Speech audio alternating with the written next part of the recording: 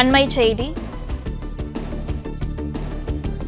புதுச்சேரியில் பாஜகவை சேர்ந்த நியமன எம்எல்ஏக்கள் 3 பேர் தங்கள் பதவியை ராஜினாமா செய்துள்ளதாக தகவல் வெளியாகியுள்ளது. இது பற்றிய கூடுதல் விவரங்களை வழங்குவதற்காக எமது செய்தியாளர் சண்முக சுந்தரம் இணைப்பில் உள்ளார். சண்முக சுந்தரம், வணக்கம். இது பற்றிய மேலும் விவரங்கள் என்ன? பதிவு பண்ணுங்கள். வணக்கம். புதுச்சேரியில் பாஜக நியமன சட்டமன்ற உறுப்பினர்கள் தங்களது ராஜினாமா கடிதத்தை சட்டப்பேரவைத் தலைவர் செல்வத்திடம் வழங்கியுள்ளதாக தற்போது தகவல் வெளியாகியுள்ளது.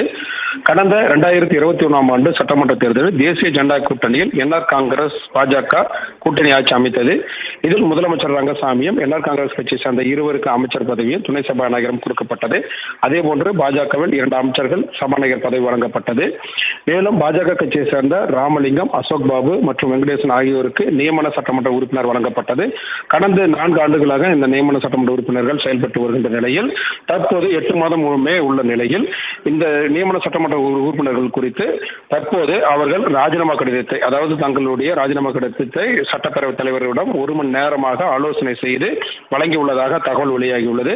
முன்னதாக இன்று காலை பாஜக மேலிட பொறுப்பாளர் நிர்மல்குமார் சௌஹான் மற்றும் உள்துறை அமைச்சர்களுடன் கட்சி தலைவர் செல்வகணபதி ஆகியோருடன் கட்சி தலைமை அலுவலகத்தில் ஆலோசனை நடைபெற்ற நிலையில் தற்போது அவர்கள் இந்த சட்டப்பேரவைத் தலைவர்களிடம் ராஜினாமா கடிதத்தை வழங்கியதாக கூறப்படுகிறது. மேலும் இந்த நியமன சட்டமன்ற உறுப்பினர்களாக இருக்கக்கூடிய இவர்கள் ராஜினாமா எடுத்து காரைக்காலை சேர்ந்த GNS ராஜசேகரன், உசுறு தொகுதியை சென்ற முன்னாள் சட்டமன்ற உறுப்பினர் தீபாய்ந்தான் மற்றும் பாஜக மூத்த நிர்வாகி செல்வம் ஆகியோருக்கு இந்த நியமன சட்டமன்ற உறுப்பினர்கள் வழங்க உள்ளதாகவும் தகவல் வெளியாகியுள்ளது. மேலும் இந்த சட்டப்பேரவையில் இருக்கக்கூடிய அமைச்சர்கள் பதவியும் மாற்றம் செய்யப்படலாம் என எதிர்பார்க்கப்படுகிறது. பிளே ஸ்டோர் மற்றும் ஆப் ஸ்டோரில் இருந்து பாலிமர் செயலியை QR கோடு மூலம் பதிவிறக்கம் செய்யுங்கள். செய்திகளை உடனுக்குடன் பெறுங்கள்.